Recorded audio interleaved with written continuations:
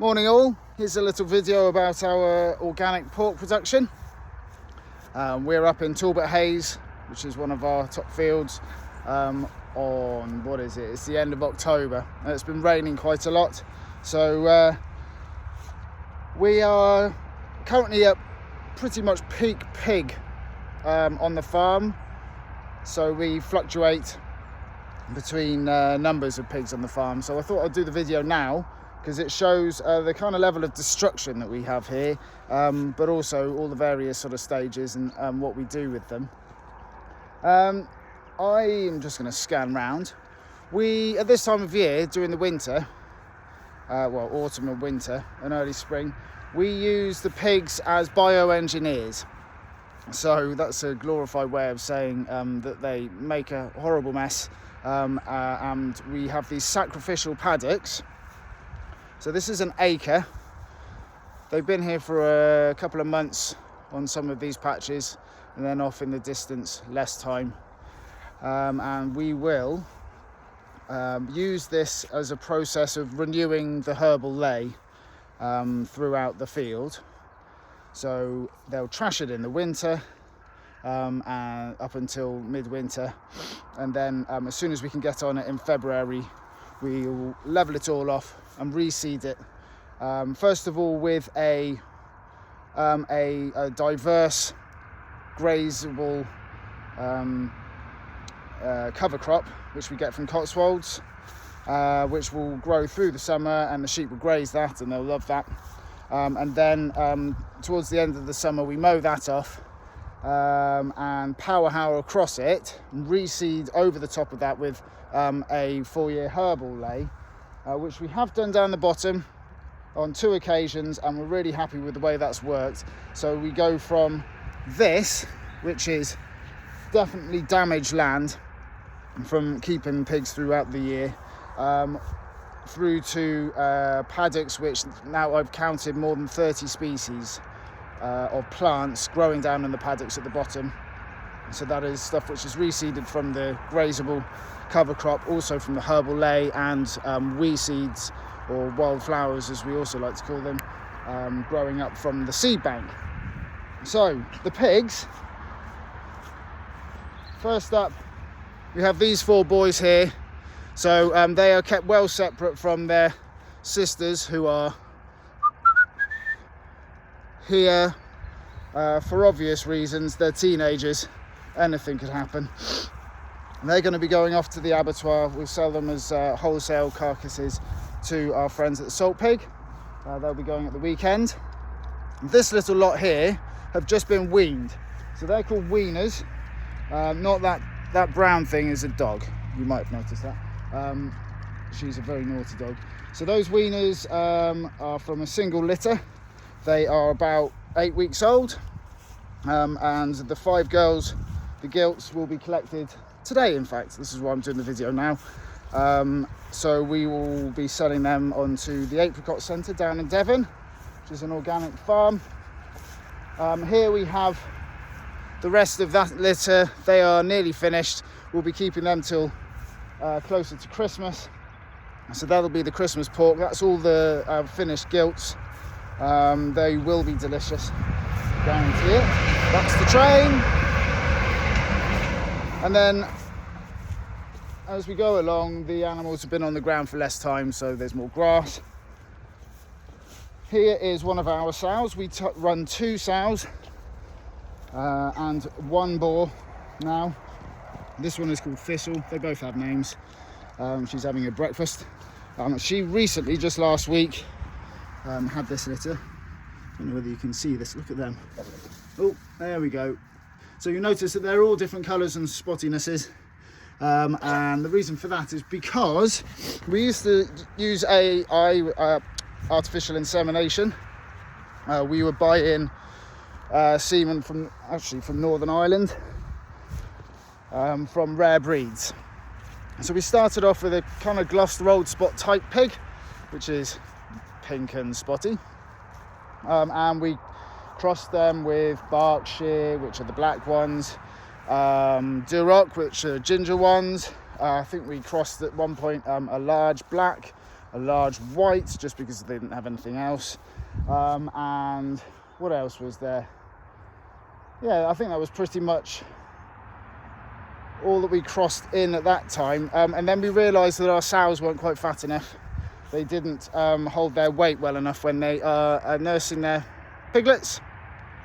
So we decided that bringing in some British saddleback was a good idea, which is why you'll notice that one and this lady over here, who has just been weaned, which is, you'll notice how much slimmer she is because she's been feeding those little piglets for a couple of months.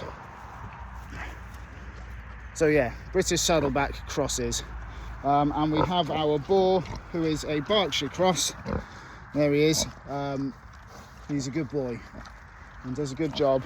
He's massive. His shoulders are as wide as a barn door. And he stinks, which is great because that's what you want from a pig. So now we run those two, so we should have 4 litters a year. Each litter we're aiming for sort of, well, 9 seems to be the number. We don't want them to be too many because they only have so many teats, and if you've got more piglets than teats, you've got a problem. It's a significant problem for the sow. It tends to shorten their lifespan. So these pigs will be here until midwinter, and as I said, then we'll be converting it back to grazing land, and then we use them. We move them across the farm into Oakfield, where we keep the hens, and that's where we grow our vegetables as well. We have our small veg field blocks, and we will use them in the same way as bioengineers, basically to, well, they call it bioturbation, don't they? It's a glorified way of saying trashing the land. So they will scoff all of the turf, turn it all over, and we'll get them off there from February, move them onto another plot so that we can then prep the ground for veg growing, hopefully in March if the weather's okay, and then another round in May. So they should all be out of these sort of sacrificial paddocks by the end of April, and then, well, then we don't really know actually. So we did try pasturing them this year. The infrastructure and just machinery for moving them around, it didn't work for us. We will try and do a better job next year, but I haven't quite come to a decision exactly how we're going to work that. Moving them around the farm every day simply isn't going to happen. It's you know, we don't get anywhere near enough money for the pigs as it is, and so having that added level of work just will not do at all. So what else do I need to tell you about the pigs? We are a closed herd. We don't like to bring anything in because they always come in with one thing or another wrong with them. It's just a general rule for pigs, in fact for livestock generally, but it seems especially for pigs. Yeah, I suppose, what do we get out of the pigs? It's a really, really good pork. Now, the thing about pigs is that they are, almost all the pigs in the UK, in fact in Europe, are kept in factories. Essentially, they are grown in sheds with either slatted or concrete floors. They never get to do any of this sort of stuff. You have all these various types outdoor bred. Well, that just means they spent the first 4 weeks of their life outside. Outdoor reared, I'm not sure what that means. Free range, honestly, I don't think it has any kind of actual meaning. So all organic pigs have to spend, except for in extreme circumstances or bad weather or whatever, they have to spend their lives outdoors. And actually, pigs are enormously hardy. They are very happy outdoors. Our crossbreed pigs have got all of the benefits from hybrid vigour from the various different breeds that they have crossed in with them, so they are very well adapted to the situation, and I think they have a really good life. They're grazing grass, which has got higher levels of omega-3 in it than the cereals, so they will have healthier meat.